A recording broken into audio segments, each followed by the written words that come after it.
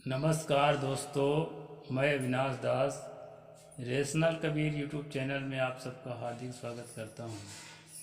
साथियों, यदि चैनल को सब्सक्राइब नहीं किए हैं तो सब्सक्राइब ज़रूर करें, शेयर करके अपने सभी साथियों तक सभी ग्रुपों में पहुंचाएं, बेल आइकन को प्रेस करें, ऑल नोटिफिकेशन ऑन रखें ताकि हर नया अपडेट आप तक पहुंच सके। लाइक और कमेंट ज़रूर करें। साथियों, एक आपको ऐसा लगता होगा कि संसार में हर आदमी का मन कहीं न कहीं से जुड़ा होता है। उनके अंदर श्रद्धा होती है, आस्था होती है, और श्रद्धा और आस्था के कारण कभी कभी लड़ाकू भी हो जाते हैं।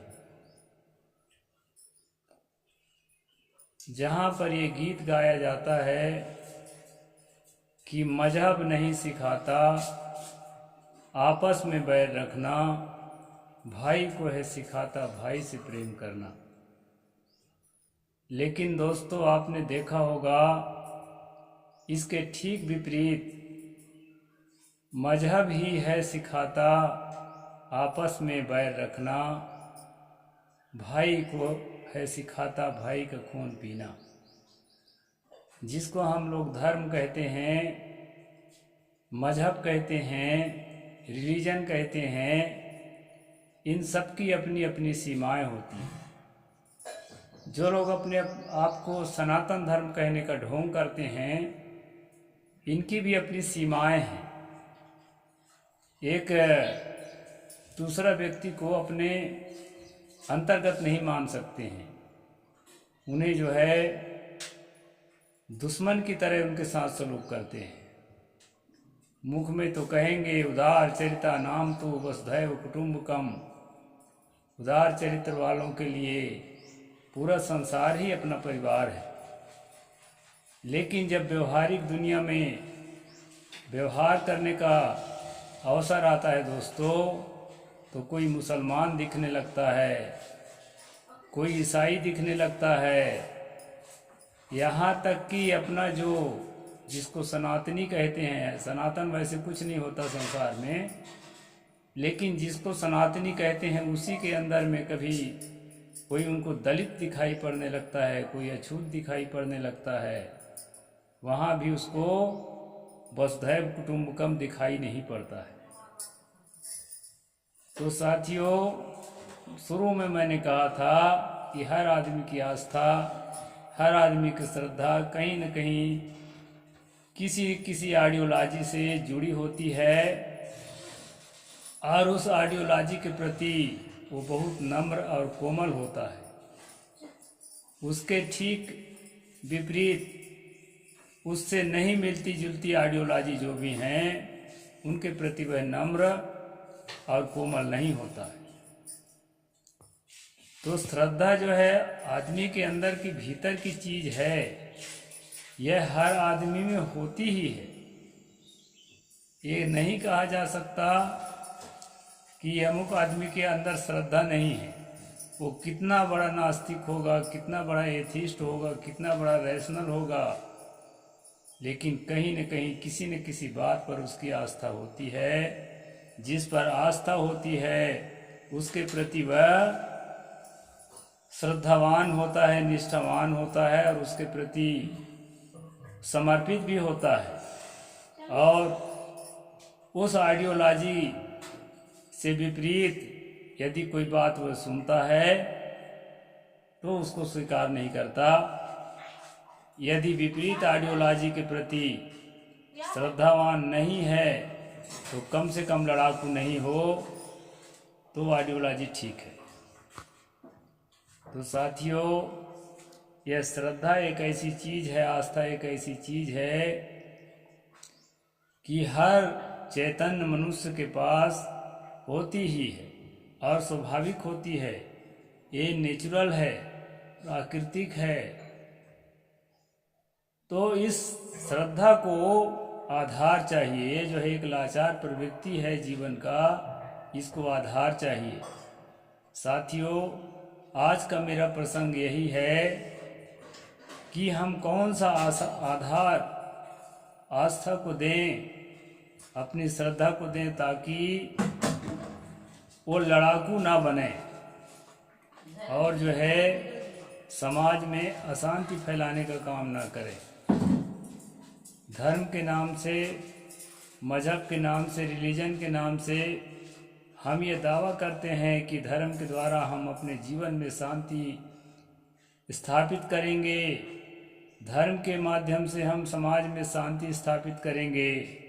लेकिन दोस्तों, धर्म के नाम से समाज में तो क्या, अपने जीवन में भी शांति स्थापना नहीं कर पाते, बल्कि जो है अशांति स्थापना करते हैं और जो है लड़ते भिड़ते हैं। इसकी वजह क्या है? इसकी वजह है दोस्तों समझ की कमी। समझ की कमी के कारण हमारे दिमाग में जो थोप दिया जाता है समाज के द्वारा, भीड़ के द्वारा, गुरु के द्वारा, किताबों के द्वारा, उन बातों पर हमारी आस्था दृढ़ हो जाती है, श्रद्धा दृढ़ हो जाती है। फिर हम जो है उसके पक्ष में लड़ाई करने के लिए हर वक्त तैयार रहते हैं। साथियों, मैं यही बताने का प्रयास करता हूँ इस चैनल के माध्यम से कि हमारी आस्था कहाँ पर अवलंबित होना चाहिए, किसके आधार पर आधारित होना चाहिए, ताकि हम सचमुच अपने जीवन में शांति की स्थापना कर सकें और साथ साथ हमारे कार्यों के द्वारा समाज में शांति की स्थापना हो सके। लोगों ने तरह तरह की ईश्वरों की कल्पना की है, रचना की है। एक मांसाहारी व्यक्ति अपने ईश्वर को मांसाहारी चित्रित करता है, एक शाकाहारी व्यक्ति अपने ईश्वर को शाकाहारी चित्रित करता है, और एक सर्वाहारी व्यक्ति अपने ईश्वर को सर्वाहारी चित्रित करता है। और अनेक तरह की मान्यताओं, जो उसकी मान्यता होती है वो ईश्वर के द्वारा जस्टिफाई कराता है। एक विषमतावादी आदमी, मनुवादी आदमी जो होता है, अपने ईश्वर को स्थापित करके समाज में और ईश्वर के द्वारा विषमता की स्थापना करता है, जहर बोता है। एक नारी निंदक व्यक्ति अपने ईश्वर के द्वारा नारी की निंदा कराता है, ताकि उसके जो मनोभाव है वो धर्म में जस्टिफाई हो सके। साथियों, एक ईश्वर पर सबकी आस्था होनी चाहिए, इससे हमें कोई इतराज नहीं है, लेकिन वह ईश्वर कौन सा होना चाहिए यह तय करना मुश्किल है। साथियों, हर पंथ का आदमी, हर संप्रदाय का आदमी अपने ईश्वर को पवित्र कहता है। पवित्र जो है उसके लिए घोषणा करता है कि वह पवित्र है और वह जो है सर्वोपकारी है, और वह जो है किसी के कभी हानि नहीं पहुंचाता है, मंगलमय है, इस तरह बोलता है। लेकिन दूसरे क्षण उस ईश्वर को छल कपट करते हुए चित्रित करता है, हत्या व्यभिचार करते हुए चित्रित करता है, क्योंकि वह स्वयं हत्या व्यभिचार में लिप्त होता है। इसलिए अपने ईश्वर को भी हत्या व्यभिचार में लिप्त चित्रित करता है, ताकि उसके जो अपराध है उस पर पर्दा पड़ सके। यह चीज़ देखने को मिलता है दोस्तों। जो आदमी रिश्ता नाता का महत्व नहीं समझता है, जो आदमी उम्र अवस्था का महत्व नहीं समझता है, वो आदमी अपने परमात्मा को अपनी ही बेटी से बलात्कार करते हुए चित्रित करता है, जैसे कि ब्रह्मा को चित्रित किया गया है श्रीमद् भागवत में, ब्रह्मवैवर्त पुराण में और भी कई किताबों में। तो ये लेखकों की देन है दोस्तों। ब्रह्मा नाम का कोई था कि नहीं था, ये हमारा प्रश्न नहीं है। कोई आदमी विष्णु नाम का ईश्वर स्थापित करता है अपने मन में और समाज में, और जालंधर की पत्नी वृंदा से उसको बलात्कार करा के और जस्टिफाई करता है कि किन किन परिस्थितियों में बलात्कार करना भी धर्म का अंग है। इस तरह से दोस्तों लेखकों के हाथ में कलम है और लेखकों के कलम से जो कुछ लिखा जा चुका है उस लिखा को फॉलो करना आम जनता का काम है और यही अशिक्षा की निशानी है। कह दिया कि विधि उन नारी हृदय गति जानी, सकल कपट अघावगुण खानी, कि स्त्रियों के हृदय की गति विधाता ने भी नहीं जाना। ये सब प्रकार के पाप, सब प्रकार के अवगुण और सब प्रकार के कपट से भरी हुई होती हैं। लेखक ने लिख दिया, किसी भगवान के मुंह से कहलवा दिया। इसके बाद जो है नारी के प्रति निंदा जो है पुरुषों के दिमाग में, उसके प्रति नफरत जो है पुरुषों के दिमाग में स्वाभाविक रूप से पैदा हो जाती है कि देखो भगवान की रचना है, भगवान ने इसको ऐसा ही बनाया है, ये इसी काबिल है, ये सब चीज़ें हो जाती है दोस्तों। इसी प्रकार जो है 85% जो 85% जो मूल निवासी भारत के जिन्हें शूद्र घोषित किया गया है, ST SC OBC के लोग, उनके प्रति घृणा करने के लिए जो है वेदों में, शास्त्रों में, स्मृतियों में बहुत सारी वाणियाँ लिख करके और अपने अंदर की जो दुर्वासना है, जो दुर्भावना है, उसको जस्टिफाई करने का कोशिश किया गया है। तो साथियों, मैं ये कह रहा था कि हमारे अंदर आस्था तो होती ही है, स्वाभाविक होती है। इस आस्था को हम कहाँ आधार दें? जिधर देखते हैं, सतगुरु कबीर साहब ने कहा था, मन पांचों के बस परा, मन के बस नहीं पांच, जित देखो तित दांव लगी, जित भागूं तित आँच। ये पांचों जो हमारी ज्ञान इंद्रियां हैं, आँख, कान, नाक, जीभ और त्वचा, हमारा मन जो है इन्हीं के बस में पड़ा हुआ है। जिधर ये भागती हैं, जिधर ले जाती हैं, हमारा मन उधर ही जाता है। लेकिन जहाँ भी जाता है वहाँ क्या मिलता है दोस्तों? जित देखूं तित दांव लगी, दावाग्नि लगी हुई मिलती है। और जित भागूं तित आँच, जिधर जाते हैं उधर से धधकता हुआ आँच, कहीं भागने की रास्ता नहीं दिखाई पड़ती। क्योंकि इंद्रियों के बस में जब हम पड़ के कुछ भी काम करते हैं बिना गहरा चिंतन के, तो वो काम हमारे लिए नुकसानदायक होता है, दुखदायी होता है और समाज के लिए भी घातक होता है। तो दोस्तों, मैं ये कह रहा था कि इन इंद्रियों के बस में पड़ के और इंद्रिय जन्य चीज़ों के बस में पड़ के जब हम अपनी आस्था को आधार देते हैं तो गलत आधार देते हैं। तो इसलिए जितने प्रकार के देवी हैं, जितने प्रकार के देवता हैं, जितने प्रकार के आइडियोलॉजी हैं, जितने प्रकार के धर्म, मजहब और रिलीजन हैं, ये सब के सब जो है हमारे लिए भटकाव के रास्ते हैं।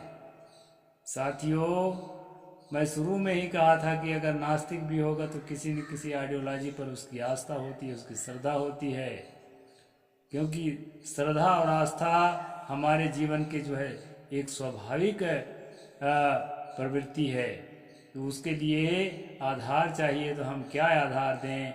इसलिए साथियों, सतगुरु कबीर साहब के मार्ग में चरित्र को ही आस्था का आधार माना गया है, चरित्र को ही देवता माना गया है। और चरित्र की ऊंचाई में पहुंचने के बाद ही जो साधक उच्चतम शिखर पर पहुंच जाता है, उसी को परमात्मा, शब्द परमात्मा तो नहीं है लेकिन उसी भाव में माना जाता है।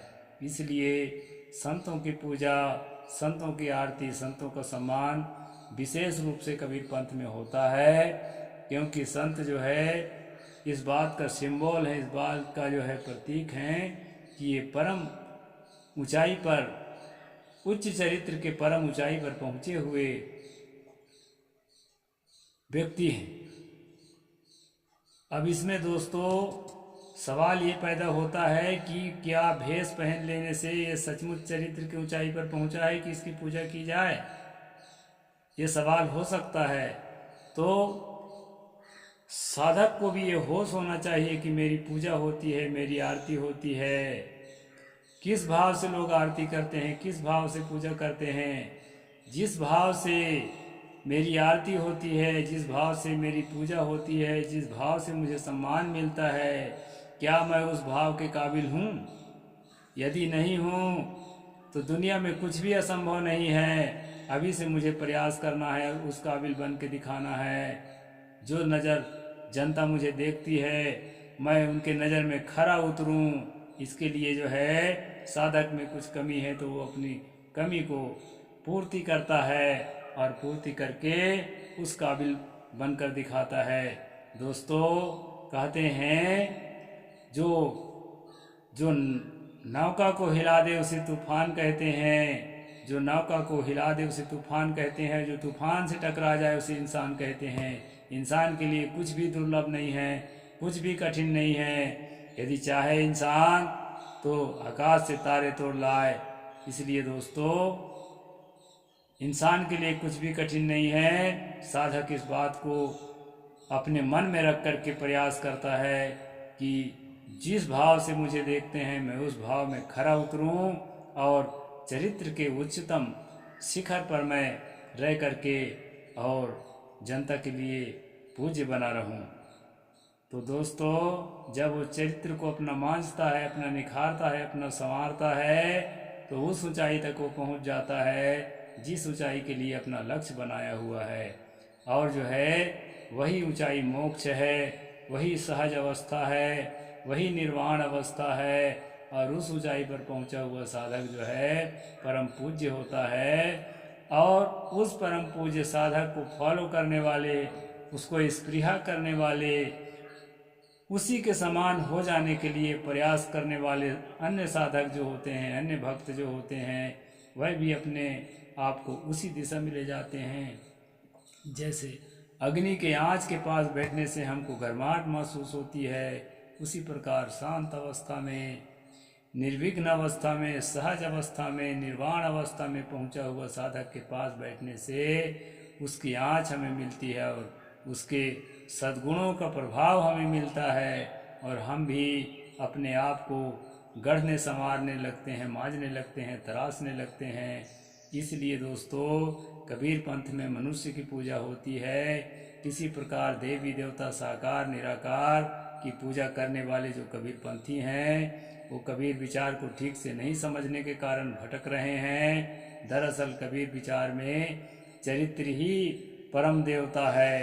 दोस्तों यदि आप जिसको देवता मान रखे हैं अगर वो दुष्चरित्र है तो आपको खुद लगेगा कि ये तो पूजा के काबिल नहीं है। लेकिन ऐसे लोगों को पूजा के काबिल पुरोहित लोग बनाते हैं क्योंकि स्वयं दुष्चरित्र होते हैं और उनके कहानियों के साथ दुष्चरित्र वाला प्रसंग जोड़ के रखते हैं ताकि अपने पापों को ढक सकें। इसलिए साथियों चरित्र की पूजा करो और चरित्रवान की पूजा करो और चरित्रवान बनने के लिए उसकी स्पृहा करो, वहाँ तक पहुँचने के लिए प्रयास करो। इसी से आपके जीवन में शांति की स्थापना होगी और आपके जीवन में जब शांति की स्थापना होगी तो आप समाज में शांति का संदेश देंगे, प्रभावी ढंग से देंगे और उस संदेश को प्राप्त करके समाज में भी शांति की स्थापना होगी। तो इस प्रकार से दोस्तों मैंने आपको ये बताने का प्रयास किया कि कबीर पंथ में मनुष्यों की पूजा क्यों होती है। तो इस कारण से होती है दोस्तों, इस बात को हमें समझना होगा। बोलिए सतगुरु कबीर साहिब की जय। साहिब बंदगी, नमस्कार, जय जोहार, जय भीम, नमो बुद्धाय, जय भारत।